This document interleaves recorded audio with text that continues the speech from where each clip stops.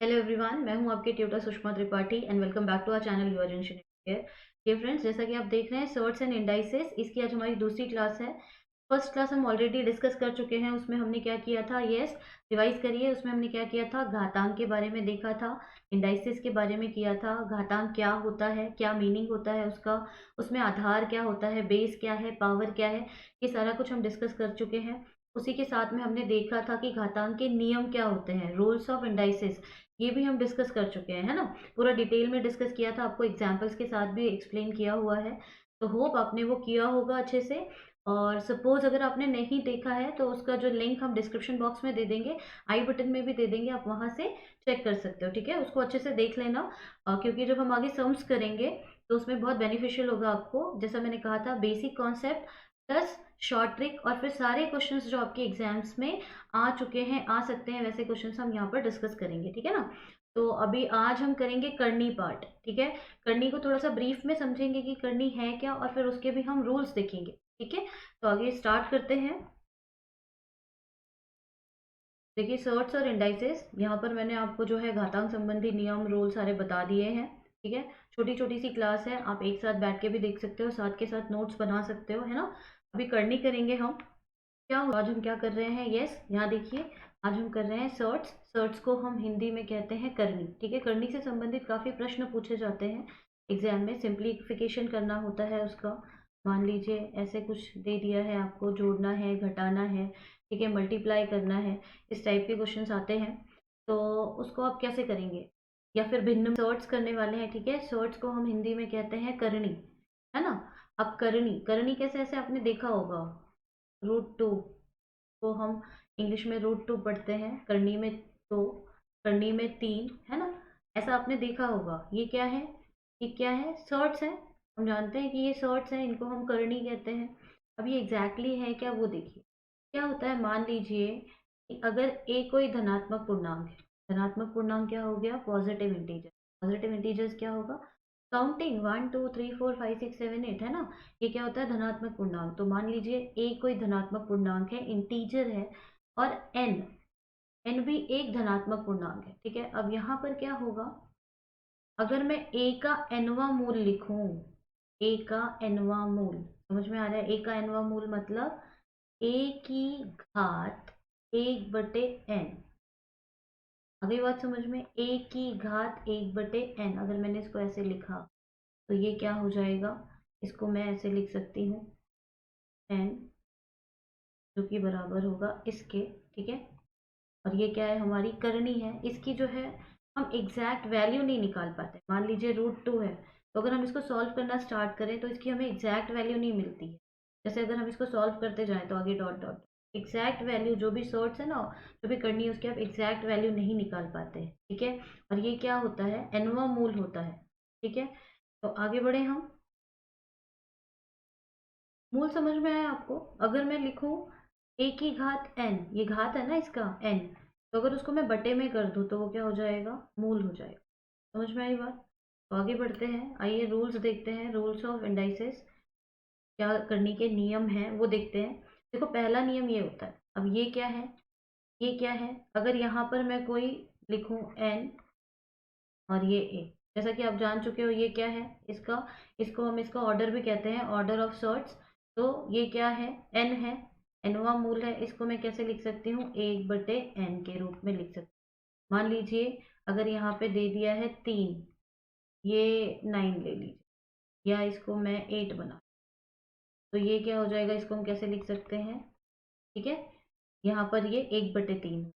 और आपको एक बात और बता दूं, यहाँ पर जब कोई संख्या ना हो तो उसका मतलब क्या होता है, अगर यहाँ पर कोई संख्या ना हो तो उसका मतलब क्या होता है, 1/2, दो होता है। जब कोई संख्या ना हो तो उसका अर्थ क्या होता है, दो होता है। ठीक है, तो आगे बढ़ते हैं। आई बात समझ में।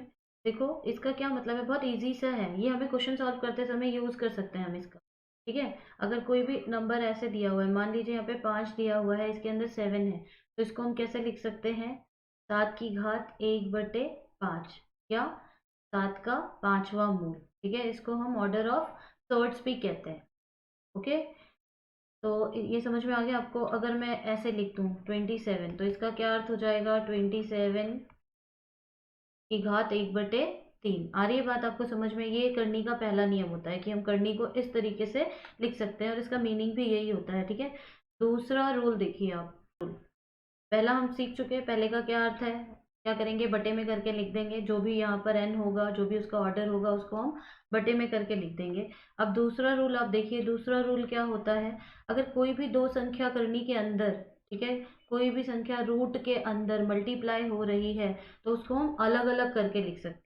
जैसे कि यहाँ पर दिया हुआ है, जैसे कि यहाँ पर दिया हुआ है, यहाँ क्या है आपका n है ऑर्डर, करनी में a गुणे b है, तो उसको हम कैसे लिख सकते हैं, अलग अलग कर दिया यहाँ पर a और गुणे b और दोनों का ऑर्डर हो गया। मान लीजिए अगर मैं कोई नंबर ले लेती हूँ 3 यहाँ पर और 5 गुणे 3 है, ये क्या है, ये आपको काम आएंगे सम्स करते समय, ठीक है। तो यहाँ पर देखिए इसको मैं कैसे लिख सकती हूँ, 5 गुणे,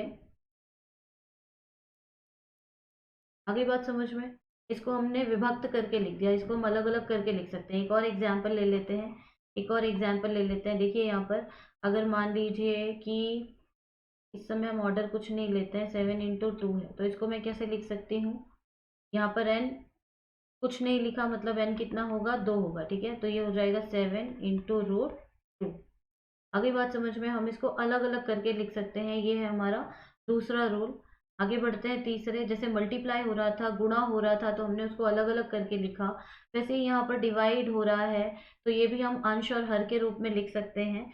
यहाँ पर इसका ऑर्डर एक साथ दिया हुआ है, देखो यहाँ पर n एक साथ दिया हुआ है, उसको हम विभक्त करके लिख सकते हैं, अलग अलग करके लिख सकते हैं। मान लीजिए कोई हम भिन्न ले लेते हैं, कोई हम करनी ले लेते हैं, यहाँ पर 3 और यहाँ पर है 2/3, तो उसको मैं कैसे लिख सकती हूँ, यस, इसको मैं अलग अलग करके लिख सकती हूँ, 3 √2 डिवाइडेड बाई 3 √3। इसको मैं इस तरीके से लिख सकती हूँ। आ रही है बात आपको समझ में, ठीक है। आगे बढ़े, या एक और एग्जाम्पल ले लें, एक और एग्जाम्पल ले लेते हैं। मान लीजिए ऐसे दिया है 7 और ये है 8/9, तो इसको मैं कैसे लिख सकती हूँ, हाँ जी, लिख के बताइए फटाफट। इसको अलग अलग करके हम लिख सकते हैं, ठीक है। अभी हम क्वेश्चंस नहीं कर रहे हैं, अभी जस्ट हम रूल देख रहे हैं जो कि हमें कहाँ यूज आएंगे, क्वेश्चन सॉल्व करते समय, ठीक है। तो हैव यू अंडरस्टूड, बहुत इजी है ये। आगे बढ़ते हैं, आगे देखिए, अभी ये भी बहुत यूजफुल नियम है, बहुत ही काम आता है सम सॉल्व करते समय। अब आप देखिए यहाँ पर, यहाँ कैसे दिया हुआ है, यहाँ पर इसका ये कितना है, m√a और उसकी घात दी गई है हमें n। तो अब इसका अर्थ क्या होगा, आप जैसा कि जानते ही हैं, इसको मैं सॉल्व करके आपको यहाँ 3 दिया है और मान लीजिए 5 है और घात दे दी है 2, तो अब ये क्या हो जाएगा, यहाँ पर 5 है ना, इसका मतलब है 1/3, ये 1/3 है, तो 2 से गुणा करेंगे तो कितना हो जाएगा, 2/3। या फिर आप समझिए कि ये जो नियम है m/n हो जाता है, तो वही ये है 2/3 हो जाएगा। मैंने ढंग से लिखा नहीं है, I will write it like this, ठीक है। आगे बात समझ में, नेक्स्ट ले लें, आइए नेक्स्ट। नेक्स्ट भी कुछ नहीं है, नेक्स्ट वही चौथे का जो है, आगे यहाँ पर एक्सटेंशन कर दिया है। मान लीजिए यहाँ पर देखिए ये भी m है और ये भी m है, तो इसको हम क्या करेंगे, m/m हो जाएगा। अब m/m हो गया, तो जो है यहाँ पर ये कुछ मिस्टेक दी हुई है, अगर ये m/m हो गया तो कट जाएगा, एक की घात कितनी हो जाएगी, 1, और ये कितना होगा, a होगा, ठीक है। ये बाय मिस्टेकली रिटर्न है, इसको कट कर दीजिए आप। तो यहाँ पर क्या हो जाएगा, a की घात 1 का, इसका अर्थ क्या होगा, हमें a ही मिलेगा। तो अगर कभी भी आप देखो कि अगर यहाँ पर भी सेम नंबर है और यहाँ पर भी सेम नंबर है, तो आंसर कितना आएगा, जो a है, जो 5 है, यहाँ पर जो a दिया हुआ है वही सेम आंसर होगा आपका, ठीक है। इतना समझ में आ गया, बहुत छोटा सा वीडियो बनाया है ये घात का, बस इसके रूल्स को अच्छे से देख लीजिए, ताकि आगे जब हम सम्स करें, नेक्स्ट क्लास में हम सम्स स्टार्ट कर देंगे, जैसे कि आपके एग्जाम्स में आ चुके हैं, वो हम सम्स करने वाले हैं, ठीक है। तो इसको ध्यान से करिए, रूल्स को आप चाहिए तो एक जगह लिख लीजिए, अच्छे से लिख लीजिए, और उसके बाद में अब हम नेक्स्ट क्लास में इसके क्वेश्चन सॉल्व करेंगे। Thanks for watching.